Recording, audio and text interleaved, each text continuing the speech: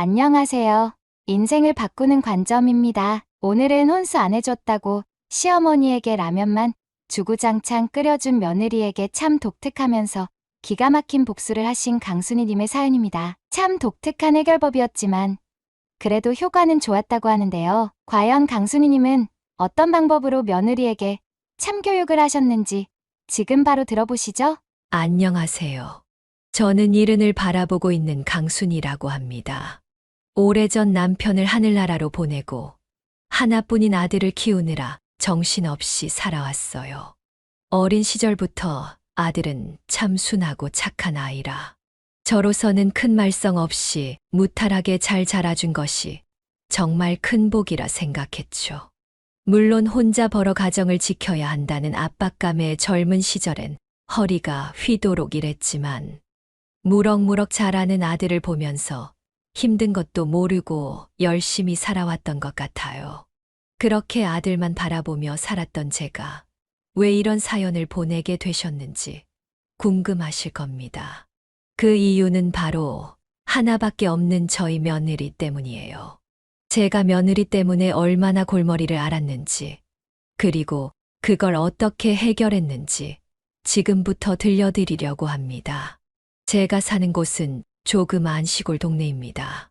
젊은 사람보다는 나이 든 사람들이 더 많이 살고 있는, 그래서 동네 어르신들끼리 자주 모여서 텃밭에서 난 채소를 나눠 먹거나 계절마다 마을회관 같은 곳에 모여 김장도 함께 담그곤 한답니다. 저도 시장통에 나가 야채 장사를 하며 생활비를 벌곤 했지요. 아침 일찍 가게를 열면 단골 아주머니들이 와서 콩나물 한 봉지, 무 한 뿌리씩 사 가시면서 이런저런 수다를 떨기도 했습니다. 남편이 일찌감치 세상을 떠나고 나서도 지치지 않고 잘 살아왔던 건 옆에 있어준 사람들 덕분이라고 해도 과언이 아닐 정도입니다. 혼자 키운 아들은 공부도 열심히 하고 또 성적도 꽤나 좋았습니다. 딱히 가르친 건 없다만 머리가 영특해서 중학교까진 마을에 있는 학교를 다니다가 고등학교부터는 서울로 유학 아닌 유학을 보냈습니다.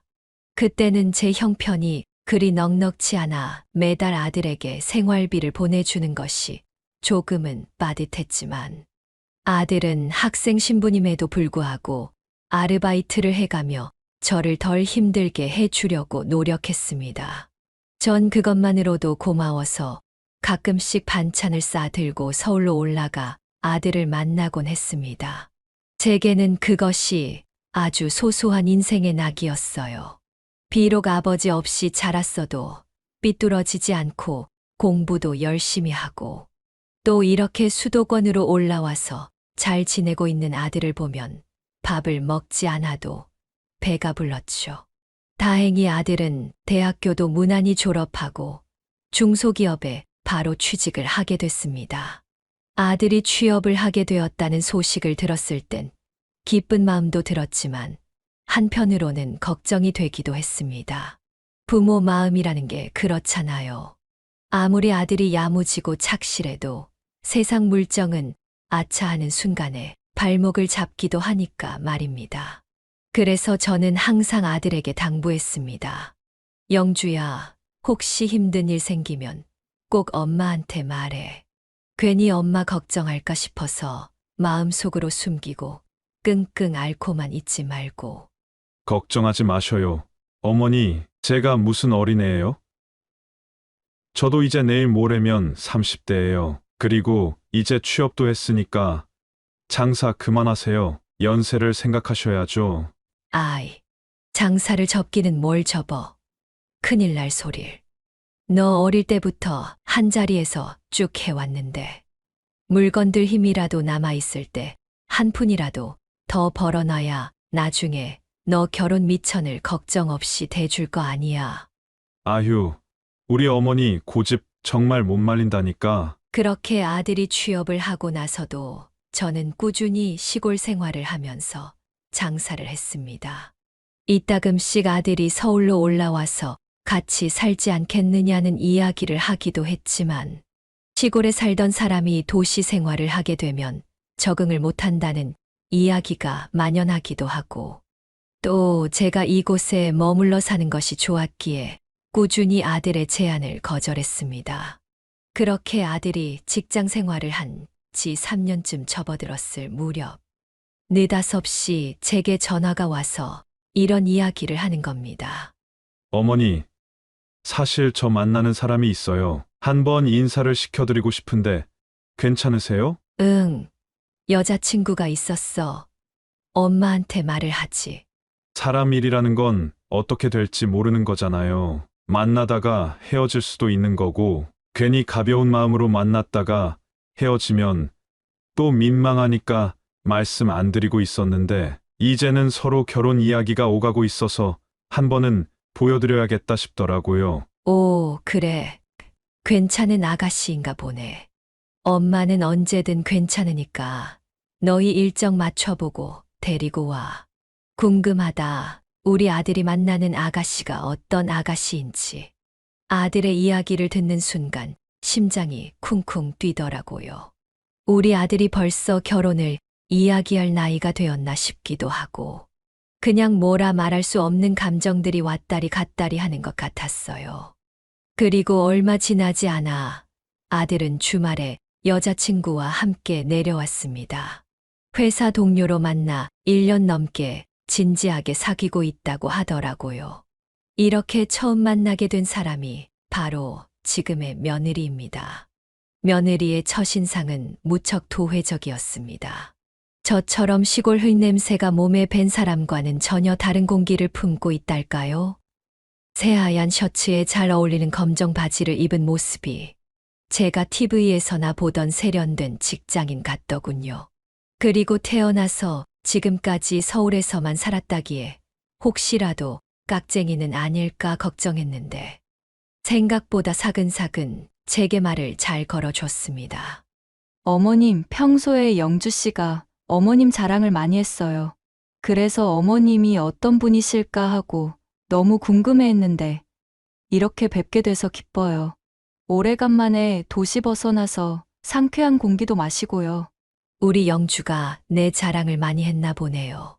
딱히 자랑할 만한 사람은 아닌데, 나도 아가씨를 이렇게 만나게 되어서 너무 기쁘고 반가워요. 아, 멀리서 오느라 힘들었죠. 배도 많이 고플 텐데. 얼른 밥 차려줄게요. 그날 저는 있는 반찬 없는 반찬 다 꺼내서 상을 차렸어요. 아들이 온다고 갈비찜도 하고, 감자조림, 콩나물 무침, 연근조림, 시골에서 직접 담근 김치 등등. 도시 밥상보다는 조금 촌티나 보이기는 했지만, 그래도 정성껏 상을 차리니 며느리가 입을 떡 벌리며 감탄을 하더군요. 서울에서는 그냥 배달 음식만 시켜 먹어서 이렇게 밥상을 차려 먹는 게 너무 오랜만이라고 하면서요. 그렇게 이야기를 하고서는 제 옆에 딱 붙어서 상 차리는 것을 도왔습니다. 처음 대면하는 이 자리가 불편할 법도 한데, 그런 기색 하나 없이 조곤조곤 말도 잘 붙이고 살갑게 먼저 다가올 줄도 아는 며느리가 참 예뻐 보였습니다. 우리 아들의 짝으로 손색이 없겠다 싶었죠.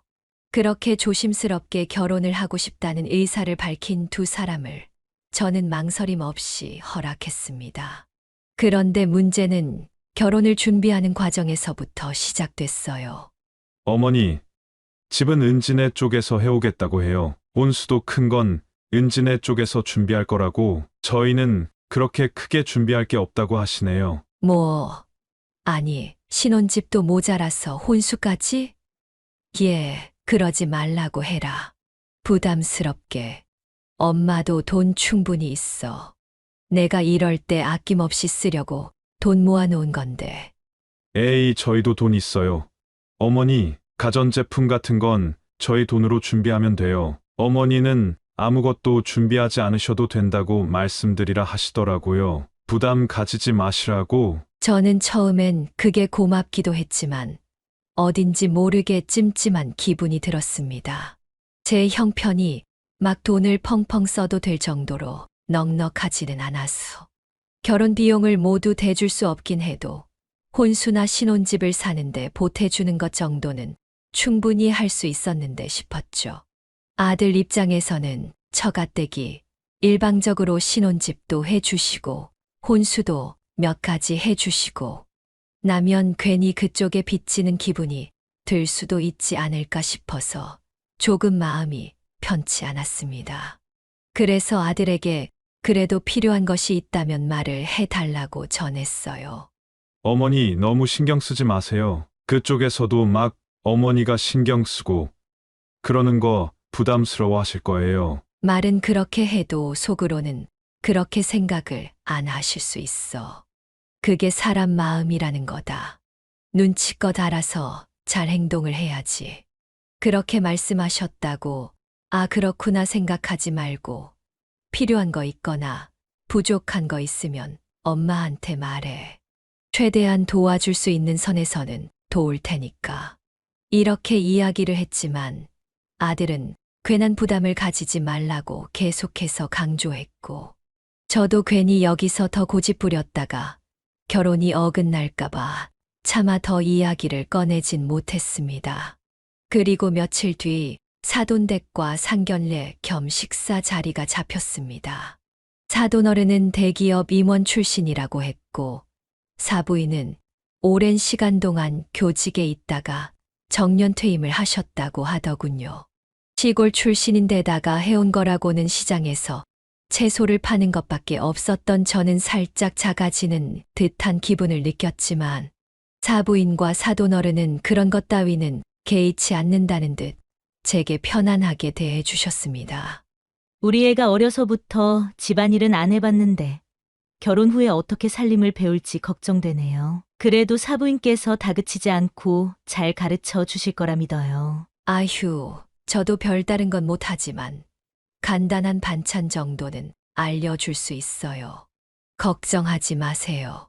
이렇게 시시콜콜한 대화를 나누면서 서로 웃고 화기애애하게 식사를 마쳤을 땐 이렇게 아무 문제 없이 순탄하게 흘러가려나 보다 하고 한시름 놓기도 했습니다. 그런데 나중에 알고 보니 며느리가 아들에게 은근슬쩍 투덜거렸다고 하더라고요.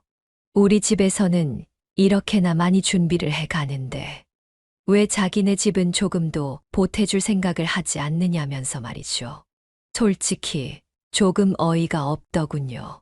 제가 안 해주려고 한 것도 아닌데 그렇게 푸념을 늘어놓았단 이야기를 들으니 마음이 편치 않았습니다.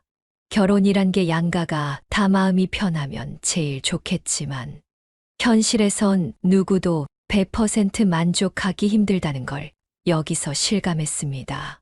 아들 앞에서는 아무렇지 않은 척했지만 마음 한구석에는 부족한 나 때문에 괜히 우리 아들 혼사를 망치는 건 아닐까 하는 자책도 들었어요. 그렇게 시간은 흘러 결혼식은 코앞으로 다가왔고 저는 궁금했습니다. 결혼식 당일엔 정말 모든 게 잘 이루어질지 서로 감정이 조금씩 쌓여가고 있는 건 아닐지 실제로 결혼식을 일주일 앞두고 파혼을 하는 경우도 드물지는 않다는 말에 살짝 걱정이 되었습니다. 하지만 이내 머리를 털어내며 쓸데없는 생각을 하지 말자고 스스로를 다독였습니다. 그리고 본격적인 예식 당일. 다행히 아무 문제 없이 결혼식은 축복 속에서 잘 마무리되었습니다. 겉보기에는 아무 문제 없는 행복한 결혼식이었지만 묘하게 속사정이 조금씩 꼬이는 듯한 이 기분. 저는 이미 한 번 인생에서 큰 시련을 겪어본 사람이라 왠지 이런 사소한 잡음이 큰 갈등으로 번지지 않을까 하는 예감이 살짝 들었습니다. 부디 제 느낌이 틀리길 바랐지만 앞으로 펼쳐질 일들이 숨이 턱 막힐 정도로 복잡해지리라곤 그때는 상상조차 하지 못했습니다. 며느리는 아들 앞에서는 그렇게 이야기를 했지만 적어도 제 앞에서는 크게 불만스러운 티를 내지는 않았습니다. 가끔씩 명절이나 제 생일과 같은 특별한 날 저희 집으로 내려와서 같이 시간을 보내는 것이 전부였지만, 이 정도로도 만족했습니다. 적어도 파혼을 하지 않은 것만으로도 다행이다 싶었죠. 그러던 어느 날 아들에게서 전화 한 통이 걸려왔습니다. 어머니, 저 사고 나서 병원에 입원했어요. 무슨 사고길래 병원에 입원을 해? 무슨 사고인데 많이 다쳤어?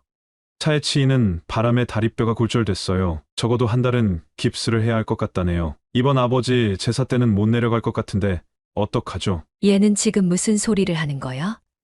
네 다리가 부러졌는데 제사 못 오는 게 그리 중요하다고. 그런 거 신경 쓸 거 없다. 다른 곳 다친 데는 없고. 네, 다행히 다리만 부러지고 다른 곳은 멀쩡하다고 하더라고요. 아휴, 천만 다행이다. 그래, 나중에 상황 정리되면 병원 어디인지 말해다오. 엄마가 올라갈 테니까. 아들이 사고를 당했단 소식을 듣고 심장이 미친 듯이 벌렁거렸습니다. 그래도 불행 중 다행히 다리 외에는 다친 곳이 없다고 하기에 그나마 조금은 마음을 놓을 수 있었죠. 그리고 며칠 후 아들은 상황이 어느 정도 정리가 됐다며 제게 입원한 병원을 알려줬습니다. 저는 가게를 며칠 쉬기로 하고 곧장 아들이 있는 서울의 병원으로 기차를 타고 올라갔어요.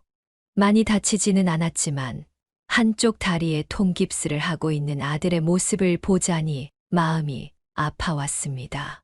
좀 조심하지 그랬냐며 괜한 타박을 하고는 이런저런 이야기를 나누는데 이상하게 며느리가 보이질 않는 겁니다. 주말이었는데도 말이죠. 그런데 은지는 어디 갔니? 일요일인데 출근하지는 않았을 거 아니야. 오늘 강원도에서 친구들이 온다고 해서 만나고 오라고 했어요. 어차피 있어봤자 할 것도 없고 지루하기만 할 텐데요, 뭐. 세상에 남편이 이렇게 사고가 나서 깁스를 하고 누워있는데 친구들을 만나러 간 거야? 아이고 참. 친구들이야 얼마든지 만날 수는 있지만 어느 정도 괜찮아지고 나면 만나던지 하지. 그런 것까지 일일이 간섭할 필요 있나요, 뭐. 제가 아예 거동을 못하는 것도 아니고. 괜찮아요, 어머니. 저는 아무렇지도 않아요. 아픈 아들을 내버려 두고 며느리가 친구들을 만나러 갔다는 이야기를 듣고 내심 속상했습니다. 조금 꼬인 시어머니 같이 보이기도 하실 테지만 그래도 아들이 이렇게 한쪽 다리를 쓰지도 못하고 누워만 있는데 옆에서 병간호라도 좀 하고 있어주면 어땠을까 하는 아쉬움이 남기는 하더군요. 몇 시간 후 며느리가 병원으로 돌아왔지만 괜히 잔소리로 들릴까 싶어 별 말을 하지는 않았습니다. 그로부터 한 달 정도가 지난 후 아들은 병원에서 퇴원을 했습니다. 교통사고 가해자에게 합의금도 받았고 회사에서 휴가도 받아냈다고 하더군요. 그런데 중요한 건 아직 다리가 완전히 낫지는 않았다는 것이었습니다. 목발을 짚고 다니기에는 크게 문제가 없었지만 일상적인 행동을 하는 것에는 약간의 제약이 있어 보호자가 필요한 상황이었어요. 그렇게 퇴원 수속을 밟는데 며느리가 제게 조심스럽게 다가와서 이렇게 이야기를 하는 겁니다. 어머님 혹시 딱 일주일 동안만 저희 집에 계셔 주실 수 있을까요? 응, 일주일. 왜 무슨 일 있니? 어머님도 아까 들으셨겠지만 저 사람 아직 다리가 다 낫지 않았잖아요.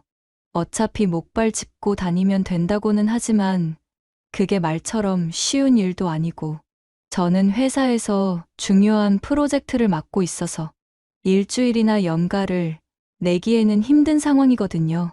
그렇다고 그 일주일 동안 간병인을 쓸 수도 없는 노릇이고 해서 어머님이 저희 집에 있으면서 그의 병간호를 좀 해주셨으면 좋겠어요. 물론 비용은 제가 다 드릴게요. 며느리의 부탁에 저는 곰곰이 생각을 했습니다. 듣고 보니 며느리의 말도 일리가 있더군요. 고작 일주일 때문에 간병인을 쓰는 건 돈 낭비고 그렇다고 간병인 없이 혼자 생활하게 뒀다가 행여나 또 다른 사고라도 난다면 골치 아플 일이었습니다.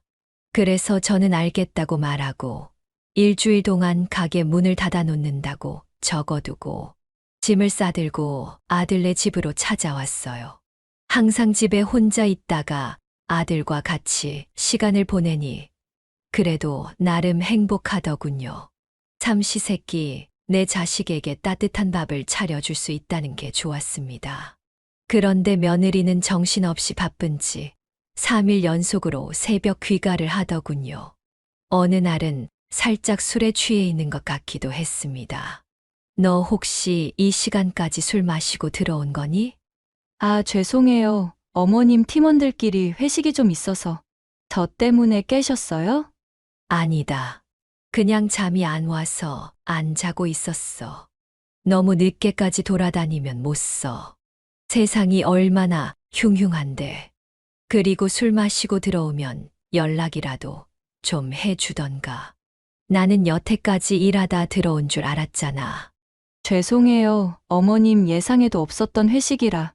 아, 혹시 식사는 하셨어요? 응. 아니, 안 먹었다. 배가 별로 안 고팠어. 왜 아무것도 안 드셨어요?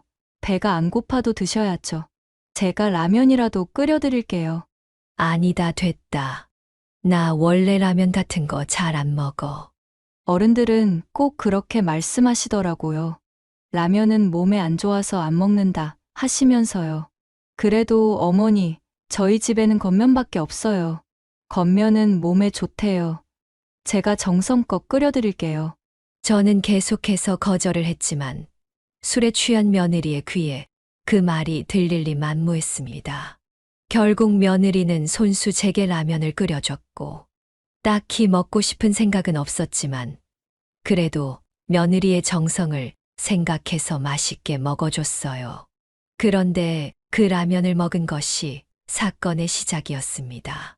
딱 일주일이면 된다던 며느리의 부탁은 일주일로 끝나지 않았습니다.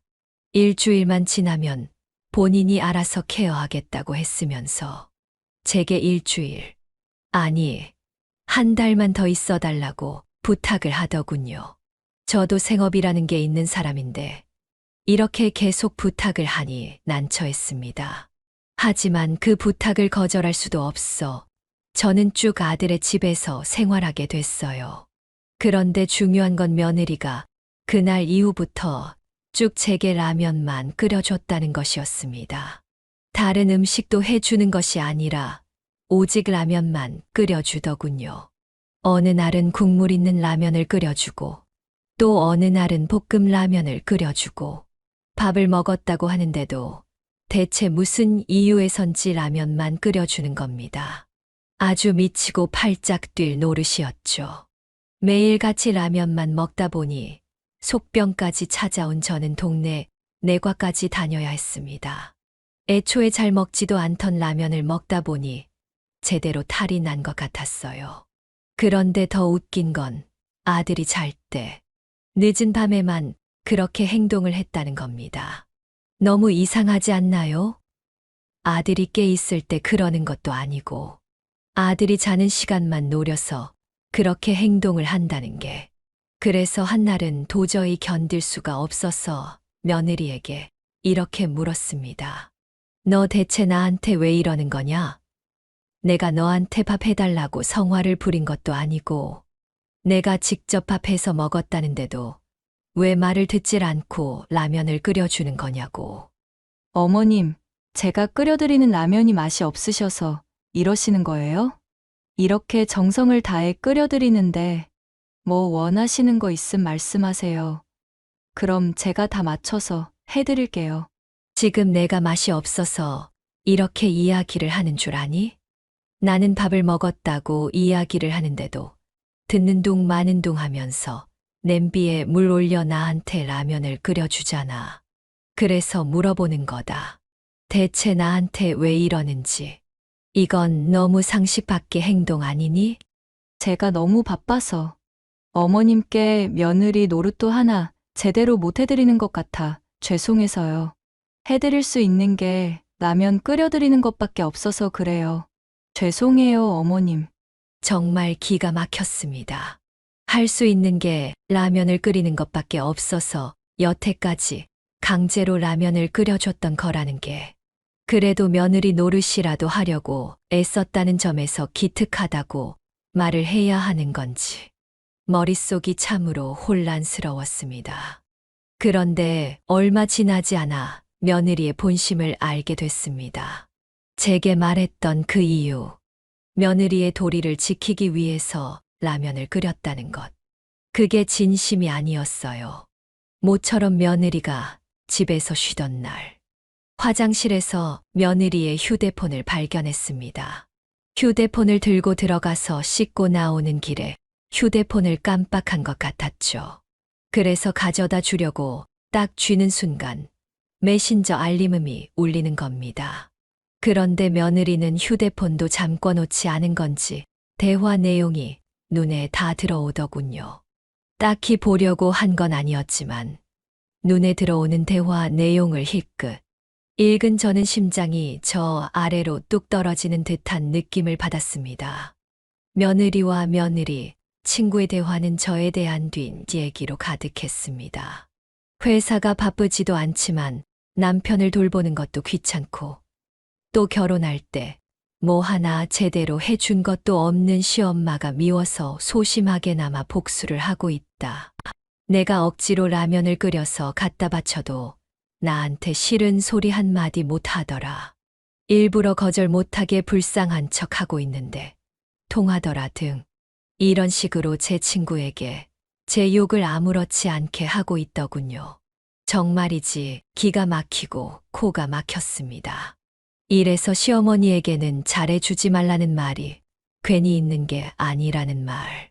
시엄마한테 잘할 바에야 친정엄마한테 더 잘하겠다는 말. 친구에게 이 정도면 다른 사람들에게도 충분히 저나 아들의 이야기를 하고 다녔을 가능성이 있겠다 싶어 저는 조용히 화장실 문을 닫고서 며느리의 휴대폰을 더 들여다봤습니다. 아니나 다를까 그 안에는 제가 몰랐던 더욱 충격적인 진실들이 들어 있었어요.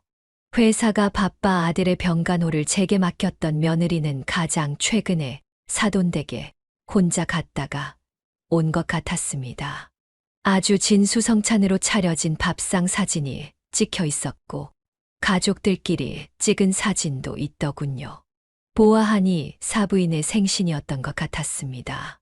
케이크에 초를 꽂아 생일 축하 노래를 부르는 영상도 있고 그냥 말 그대로 아주 가관이더군요. 가족들끼리 충분히 시간을 보낼 수는 있지만 적어도 이야기 정도는 해 줄 수 있는 것 아닌가요? 제가 이런 거에 있어서 깐깐하게 구는 사람도 아니었고 그렇다고 친정 식구들과 시간을 보내는 걸 막는 사람도 아니었습니다. 그랬기에 이런 며느리의 행동을 더더욱 이해할 수 없었어요. 게다가 불만이 있으면 저한테 직접 이야기를 하면 되는 걸 가지고 저와 전혀 관련이 없는 제3자에게 제 험담을 늘어놓는 걸 눈으로 보니 그냥 맥이 탁 풀리더군요. 정말 화가 머리 끝까지 차올라 미쳐버릴 것 같았습니다. 그냥 아예 대놓고 다 엎어버릴까 싶었지만 이내 정신을 차리고 최대한 평정심을 유지하려 노력했습니다. 그리고 아무 일도 없었다는 듯 화장실에 며느리의 휴대폰을 내려놓고 조용히 나왔어요. 제가 화를 내지 않은 이유는 아주 간단합니다. 여태껏 저와 아들을 속이고 비지얘기까지 해온 며느리를 시시하게 혼내주고 싶지는 않았거든요. 솔직히 이런 일은 대놓고 봤으니까 뭔지 설명하라고 따지고 드는 것보다는 제대로 골탕을 먹여주는 게 훨씬 더 통쾌하잖아요. 그래서 혼자 생각을 해보기로 했습니다. 이 철딱선이 없는 며느리의 정신머리를 어떻게 바로잡아 줄지에 대해서 말이죠. 그렇게 시간이 흐르고 흘러 저는 아들의 병간호를 끝내고 집으로 돌아왔고 어느덧 추석을 일주일 앞둔 시점이 찾아왔습니다. 모든 걸 속으로 계획해둔 저는 아들에게 미리 전화로 이렇게 이야기했어요. 영주야, 이번 추석에는 사돈댁이랑 같이 우리 집에서 추석을 좀 맞았으면 하는데 어떻게 생각하니? 네. 무슨 말씀이세요, 어머니? 장인어른이랑 장모님이랑 집에서 같이 추석을 보내시겠다고요? 시골집 말씀하시는 거죠. 응. 생각을 해보니 결혼식 이후로 아직 양가가 제대로 모일 자리가 없었잖니. 맛있는 음식 차려놓고 명절 분위기를 내면 서로 더 가까워지고 좋지 않겠어. 사돈께는 내가 전화를 드릴 테니 그렇게 알고 추석날 집으로 내려오면 된다. 아들과의 통화를 마치고 곧바로 며느리에게도 전화를 걸었더니 예상대로 살짝 당황한 기색이 역력하더군요. 며느리는 정말 아무렇지 않게 회사 일이 바빠서 음식을 준비하는 데에는 도움을 줄 수 없을 것 같다고 이야기를 하더군요. 사실 전 그 말을 기다리고 있었어요. 너무도 당연히 바쁘다고 핑계를 댈 것 같았거든요. 그래서 저는 준비해둔 멘트를 자연스럽게 내뱉었습니다. 아이고, 괜찮아. 우리가 남도 아니고 내가 다 준비할 테니 걱정 말아라.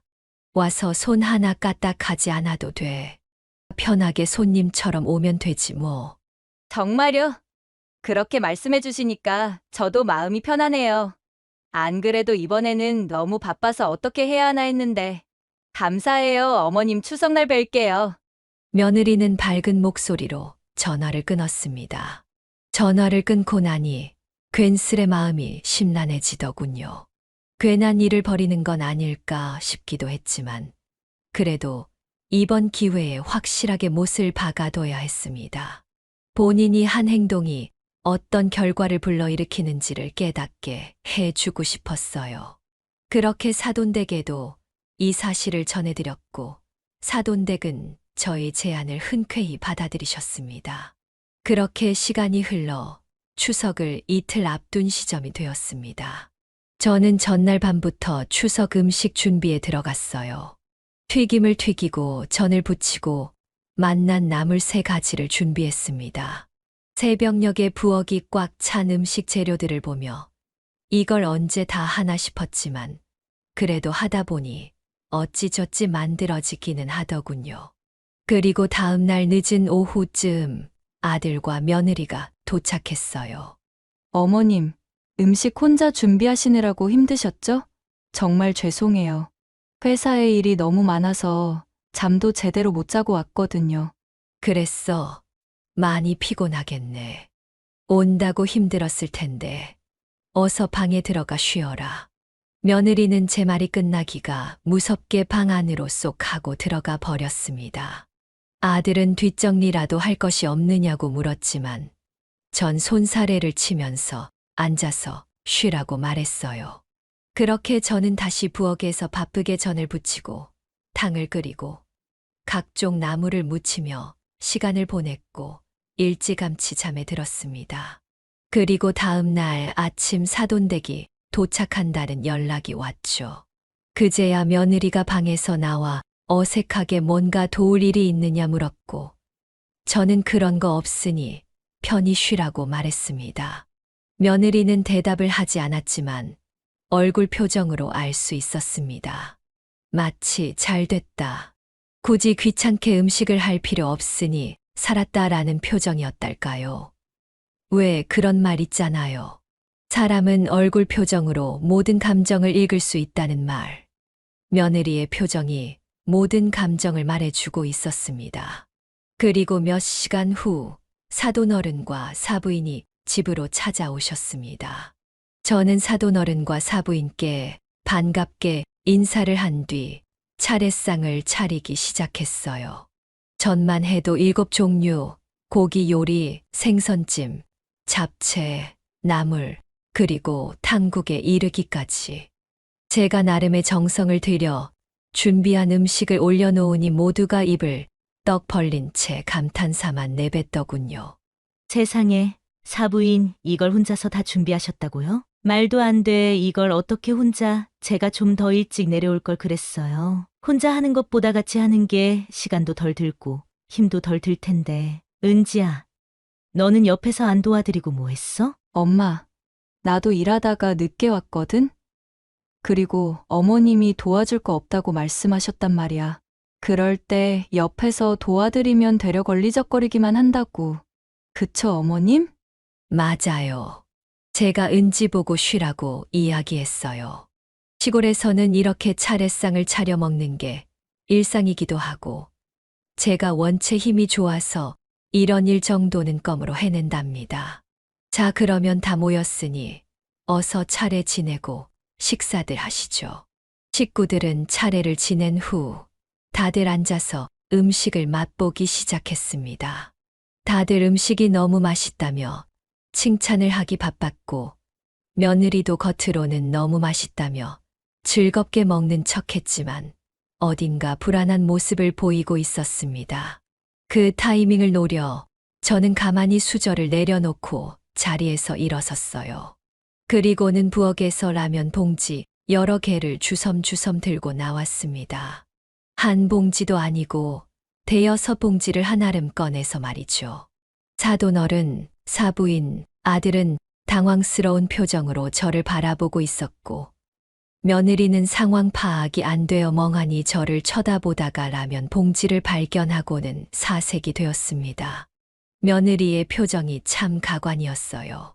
사부인, 웬 라면이에요? 먹을 게 이렇게 많은데 라면 끓여 드시려고요? 아니요. 이게 오늘의 스페셜 메뉴예요. 제가 일주일이 넘는 시간 동안 이 라면만 지겹도록 먹었거든요. 누가 저한테 이게 그렇게 몸에 좋은 거라고 하면서 끓여주더라고요. 그래서 오늘 사돈어른, 사부인께도 직접 해 드리고 싶어서 이렇게 준비했습니다. 어머니, 그게 무슨 말씀이세요? 누가 어머니한테 라면만 끓여드렸다는 거예요? 내가 누굴 말하는 거겠니? 당연히 우리 사랑스러운 며느리지. 제 말이 끝나자마자 분위기는 정말 얼음장같이 얼어붙어 버렸습니다. 식탁 위에 놓인 수많은 음식이 무색해지는 순간이었죠. 모든 시선이 며느리를 향했고, 저는 며느리를 향해 방긋 웃어 보였습니다. 며느리는 땀을 뻘뻘 흘리며 난처한 표정을 짓고 있었고 말이죠. 저는 여기서 멈추지 않고 상에 라면 봉지를 올려놓으며, 저도 평소에 라면을 안 먹는 편은 아닙니다. 그런데 일주일 내내 라면만 먹으니 속이 안 좋아져서 병원까지 다녀왔지 뭐예요. 밥을 먹었다고 해도 억지로 라면을 끓여줘서 그런가 라고 웃으며 말했습니다. 제 말을 듣는 이들은 화를 낼 수도, 그렇다고 같이 웃을 수도 없는 기묘한 분위기가 됐죠. 어머님, 제가 말씀드렸잖아요. 제가 며느리로서 너무 못해드린 것 같아서 조금이나마 며느리 노릇 좀 해보고 싶었다고. 그래서 매일같이 끓여드렸던 건데 어머님도 좋다고 드신 거 아니셨어요? 나는 단 한 번도 좋다고 말한 적 없다. 내가 워낙 바쁘다 하니 라면이라도 끓여주면 고마워해야 하는 줄 알고 말 없이 먹은 거지. 그런데 내가 뒤늦게 알게 된 사실이 있어. 네가 친구랑 주고받은 메시지에서 해준 것도 없는 시어머니한테 뭐하러 잘해주냐 는 식으로 내 뒤지 얘기를 해놨더라. 나는 거기에 대한 설명이 듣고 싶구나. 잠깐, 이게 무슨 말이야? 은지, 너 다른 사람한테 사부인에 대해 뒷 얘기를 하고 다녔다는 거니? 지금? 순식간에 식탁 분위기가 서늘해졌습니다. 아들은 당황스러워서 말을 잇지 못했고, 사부인은 며느리를 흔들며 무슨 말이라도 해보라며 화를 내고 있었습니다. 며느리는 입술을 꽉 깨물고 고개를 들지 못했어요. 괜히 아니라고 변명을 할까 싶어 그동안 제가 찍어 놓은 라면 사진들과 며느리와 며느리의 친구가 나눈 대화를 찍어둔 것들을 보여드렸습니다. 결국 사부인과 사돈어른께서 언성을 높이고 고함을 지르며 며느리는 그제야 울먹이며 서운해서 그랬다. 자기도 그러지 않으려고 했는데 서운한 건 어쩔 수가 없더라. 와 같은 말을 더듬거리기 시작했습니다. 그 말을 들으니 저도 가슴이 답답해지는 것 같았어요. 저도 복수랍시고 이런 일을 벌였지만 막상 상황이 이렇게 되니 별로 기분이 좋진 않더라고요. 그래서 우선 상황을 중재시켰습니다. 두 분 다 너무 화내지 말고 우선 진정하셔요. 제가 상황을 이렇게 만들려고 한 게 아니라 그냥 문제가 있으면 다 같이 모여서 이야기를 나누고 풀었으면 하는 마음에서 이야기를 꺼낸 겁니다. 어머님, 죄송합니다. 제가 정말 경솔했어요. 그 라면 얘기는 사실 혼수 때문에 서운함이 있었는데 친구랑 장난스레 얘기한 게 그만.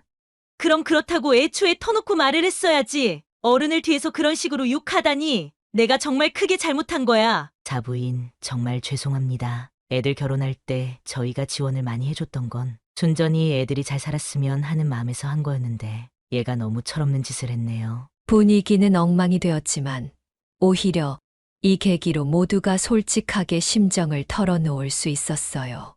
며느리는 끝내 눈물을 펑펑 흘리며 제게 사과를 했고 저도 며느리에게 마음을 풀기로 했습니다. 다시는 그러지 않겠다는 약속까지 받아낼 수 있었죠. 그렇게 겨우 상황은 정리될 수 있었습니다. 솔직히 이날이 지나고 나면 모든 게 바로 해결될 줄 알았어요. 이걸 이야기해서 며느리가 반성하고 저도 노여움을 풀면 차츰 사이가 나아질 거라 생각했거든요. 하지만 인생이라는 건 그렇게 쉽지가 않더군요. 사돈어른과 사부인이 서울로 먼저 올라가자마자 며느리는 눈빛을 싹 바꿔 제게 달라들기 시작했습니다. 어머님, 제가 이 말씀까지 안 드리려고 했는데 어머님 정말 유치하시네요. 어떻게 저희 부모님을 여기까지 불러서 그런 이야기를 하실 수가 있어요? 왜? 내가 없는 이야기를 지어서 한 것도 아니고 틀린 말을 한 것도 아닌데. 그리고 너 나한테 울면서 죄송하다고 말하지 않았니? 아무리 그래도 저희 부모님 앞에서까지 그렇게 말씀하실 건 없었잖아요. 당신, 지금 어머니 앞에서 무슨 짓이야? 당장 그만 못해. 안 되겠다. 어머니, 저희도 이만 올라가 볼게요. 지금 이 상황에서 대화 나눴다가는 해결도 안 되겠어요. 가긴 어딜 가? 나 아직 말 안 끝났어. 눈을 부릅뜨고 바락바락 달라드는 며느리를 아들이 질질 끌고 갔습니다. 저는 그 모습을 보며 며느리가 정신을 차리려면 한참 멀었다는 생각을 했어요. 제 부모 앞에서는 잘못했다며 눈물을 펑펑 쏟아놓고서는 돌아서니 바로 이중적인 모습을 보이는 게 마냥 기가 차더군요.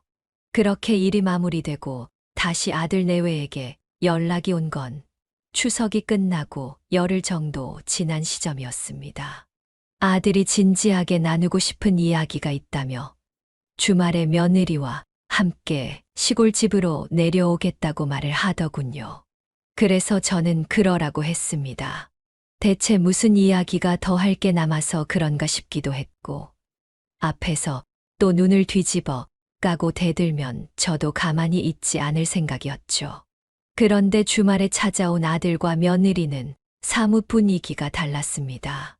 며느리는 어쩐지 제게 달라들 기색이라고는 조금도 보이지 않았고 도끼라고는 싹 빠진 채 고개를 푹 숙이며 우물쭈물거리고 있었어요. 그 모습을 보는 순간 참 묘하다는 생각이 들더군요. 별 것도 아닌 거 가지고 제 욕을 하면서 복수를 하던 애가 이젠 새파랗게 질린 표정으로 저를 바라보고 있다는 게 참 어색하기도 했습니다. 아들은 계속 망설이고 있는 며느리의 등을 떠밀며 말을 시켰어요. 어머니한테 드리고 싶은 말씀이 있다고 했잖아. 빨리 이야기해. 어머님 얼마 전 있었던 일은 정말 죄송했어요. 사실 전 혼수 문제도 그렇고 결혼 비용 문제도 그렇고 뭔가 묘하게 억울하다고 생각했어요. 어차피 제가 돈을 내는 건 아니지만 저희 집이 신혼집을 마련해주고 혼수도 보태줬는데 어머님은 딱히 저희한테 해주신 게 없으니까 저도 모르게 분노가 쌓였나 봐요. 심지어 친구에게 투정 부리다가 어머님께 들키기나 하고. 그래, 나도 처음에 이야기 들었을 때 그건 아니라고 필요한 거 있으면 말하라고 했어.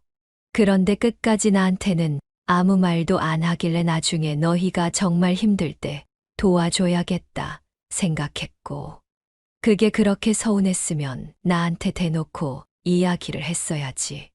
뒤에서 어른을 그렇게 험담하는 건 옳지 않은 행동이야. 그렇게 저희 세 사람은 그날 저녁까지 아주 솔직하고도 긴 대화를 나눴습니다. 그리고 앞으로는 비용 문제나 시댁과 친정에 서로가 서운한 점이 있으면 숨겨두지 말고 바로바로 이야기를 하자고 합의를 했고, 며느리도 다시는 그런 짓을 하지 않겠다고 자책하며 반성했습니다. 그리고 저도 며느리에게 사돈댁을 불러다가 그렇게 대놓고 잘못을 폭로한 것에 대한 것을 사과했어요. 그러고 나니 마음속에 꽉 막힌 곳이 뻥 뚫리는 기분이 들었습니다. 한참 동안 긴장한 표정으로 있던 아들도 안도의 한숨을 내쉬었고, 며느리도 울다 웃다를 반복했어요. 한편으로는 이 일을 벌이길 잘했다는 생각도 했습니다. 이 사건이 일어나지 않았더라면 우리는 쭉 겉으로만 예의를 갖추고 속으론 돌을 던지는 관계로 남았을 수도 있었을 테니까요. 그 후로 얼마 동안은 별 소식 없이 조용했습니다. 저도 그동안 못했던 장사를 하느라 정신이 없었고, 아들과 며느리도 회사 생활을 하느라 분주하게 지내는 듯 했죠. 그러던 어느 날 텃밭에서 채소를 고르다 문득 며느리 생각이 나더라고요. 잘 지내고 있을까, 바쁘다고 밥을 제대로 챙겨 먹지 못하는 건 아닐까 하는 생각이 들어서 곧바로 전화를 걸었습니다. 그런데 며느리는 전화를 받자마자 예전과 다른 온화한 말투로 제게 먼저 인사를 건네더라고요. 어머님, 잘 지내시죠? 제가 먼저 전화드렸어야 하는데. 죄송해요. 아유, 무슨, 너도 바쁜 거 뻔히 아는데. 밥은 잘 챙겨 먹고 다니는 거지? 요즘 너무 정신이 없어서 점심도 제대로 못 챙겨 먹고 다녀요. 그래서 요새 회사에 도시락 싸 가볼까 생각 중인데, 마침 집에 김치가 다 떨어져서요. 혹시 어머님표 김치 좀 얻을 수 있을까요? 세상에, 이게 웬일이야? 우리 며느리가 나한테 김치 달라는 소리를 다 하고. 저희 요즘 집에서 음식 해 먹는 거에 맛들렸어요. 남편도 요즘은 건강식에 관심이 많아졌고, 저도 라면 말고 제대로 된 요리를 해보고 싶어서. 그리고 김치 보내주시는 김에 혹시 채소도 좀 보내주실 수 있을까요? 제가 돈 붙여드릴게요. 아니면 제가 직접 가도 되고요. 그래, 그럼 토요일에 올래? 내가 고구마랑 배추도 좀 뽑아 놓을게. 김치도 새로 담그려고 했으니 그때 다 같이 줄게. 영주랑 같이 내려올 거지. 그이는 회사 일 때문에 토요일에 출근할 수도 있는데 같이 못 가면 제가 혼자라도 내려갈게요. 혼자라도 내려갈게요. 라는 말이 어찌나 그렇게 기쁘게 들리던지. 그 전화 이후로 저는 콧노래를 부르며 텃밭을 더 열심히 돌봤습니다. 그리고 토요일 아침 며느리가 차를 몰고 혼자 저희 집으로 찾아왔어요. 저를 향한 말투나 표정이 확실히 달라진 느낌에 저도 며느리에게 자연스럽게 살갑게 대할 수 있었습니다.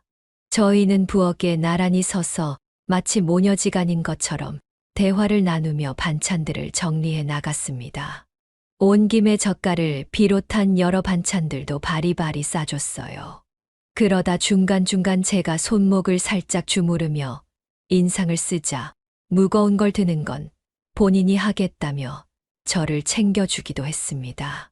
사실 전 아무렇지도 않은 척했지만 몇십 년간 장사를 해 온 터라 불현듯 손목이 시큰거릴 때가 있거든요. 그 순간 우리 관계가 정말 좋아졌구나 라는 생각에 마음 깊숙이 안도감이 들었습니다.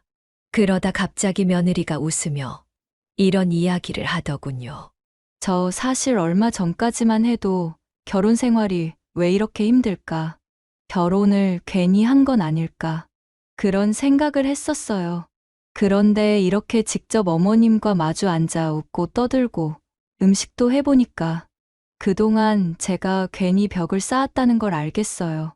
솔직히 그 일 아니었으면 지금도 그 벽을 못 넘었을지도 모르겠다는 생각도 들어요. 글쎄 말이야. 나도 굳이 사돈댁 앞에서 그 일을 폭로할 필요가 있었을까 싶을 때가 있어. 하지만 어떤 계기가 없으면 우린 영원히 서로를 이해하지 못하고 지나쳤을지도 모르잖아. 그러니까 앞으로는 솔직하게 기분이 나쁘면 나쁘다, 서운하면 서운하다, 귀찮으면 귀찮다 말하면 되는 거야. 앞으로는 감정을 숨기거나 복수 같은 어리석은 짓 하지 않을게요. 어머님께서도 혹시나 제가 안 좋은 행동을 한다거나 혹은 마음에 안 드는 부분들이 있으시면 그때그때 알려주셨으면 좋겠어요. 저도 아직 모르는 게 많잖아요. 배우고 맞춰가는 게 부부인 것처럼 시댁 식구랑도 그래야 한다는 걸 깨달았어요. 솔직히 여러분들이 제 사연을 들으면 이런 일이 어딨어. 요즘 젊은 것들이 너무하네 라거나 시어머니도 참 대단하네 같은 반응을 보일 수도 있겠지만 사람 마음이라는 게 갈등을 없애는 게 아니라 서로 다름을 인정하고 해결하려고 노력할 때 진짜 가족이 된다고 믿거든요. 그리고 그 노력의 과정 속에서 한층 더 성숙해지는 게 시어머니와 며느리의 관계가 아닐까 싶어요. 라면 하나 때문에 많은 것들을 알게 됐고 서로 고난을 조금 겪긴 했지만 결국에는 서로 화해를 하게 됐고 저는 며느리를 불편하게 여기지 않게 됐으며 며느리도 저를 어려워하거나 어색해하지 않고 자발적으로 제게 살갑게 군이 이걸로 다행이라는 생각을 하고 있습니다. 진작에 이런 관계였다면 괜한 일이 일어나지 않고 좋았을 텐데 하는 아쉬움은 있지만 그래도 지금이라도 이렇게 관계가 발전한 것에 대해서 다행이다 싶어요. 요즘은 매일 같은 시간에 며느리한테 문자 메시지가 옵니다. 어머님, 오늘은 계란찜을 해봤는데 간이 좀 싱거워진 것 같아요. 분명히 인터넷에서 가르쳐 준 대로 만들었는데 뭐가 잘못된 건지 모르겠어요. 혹시 소금을 좀 더 넣어도 돼요? 아빠 숟가락으로 2스푼 정도 넣었거든요. 아니면 다른 조미료를 넣었으면 하는데 괜찮을까요? 라고 묻거나 저희 회사에서 이번에 처음으로 김장 파티를 하는데 어머님 김장 레시피를 참고해봐도 될까요? 그럼 회사 사람들이 진짜 환장하고 먹을 것 같아요. 라는 식으로요. 그런 평범한 일상 속 대화가 저를 얼마나 기쁘게 하는지 모릅니다. 며느리가 저를 필요로 하는 것 같다는 느낌이 들었거든요. 전 그럴 때마다 소소한 요리 팁을 알려주며 이렇게 하면 더 맛있어진다고 조언을 해주곤 합니다. 이 일을 통해서 제가 깨달은 건 피하고 숨기기만 해서는 안 된다는 사실입니다. 숨겨봐야 속병만 생기고 서로 관계는 있는 대로 틀어져 버리는 악순환이 일어날 뿐이잖아요. 차라리 한바탕 난리를 치더라도 그 뒤에 화해하고 가까워지는 것이 훨씬 낫다는 것을 제대로 깨닫게 됐습니다. 이제 우린 새로운 가족으로 거듭나기 위해 차근차근 걸어나가고 있습니다. 언젠가 완전히 익숙해져서 서로를 편안하게 대하고 농담도 자연스럽게 주고받는 시점을 향해 말이죠. 지금도 물론 편안한 관계지만 나중에는 이런 기억도 사라질 정도로 편한 관계가 되기 위해 저도 많이 노력을 해야 할 것 같습니다. 저의 긴 이야기를 들어주셔서 진심으로 감사합니다. 모두들 행복한 하루를 보내시기를 바라겠습니다. 네, 오늘 이야기는 어떠셨나요? 오늘 이야기를 듣고 어떻게 생각하시는지 어머님, 아버님의 생각을 댓글로 공유해주세요. 저는 또 다른 사연으로 찾아뵙겠습니다. 좋아요, 구독, 알람 설정을 통해 앞으로도 따뜻한 정을 나눌 수 있게 함께 해주세요. 어머님, 아버님의 삶의 지혜와 경험을 나눌 수 있는 통로가 되겠습니다. 오늘도 인생을 바꾸는 관점을 통해 사연을 들어주셔서 감사합니다.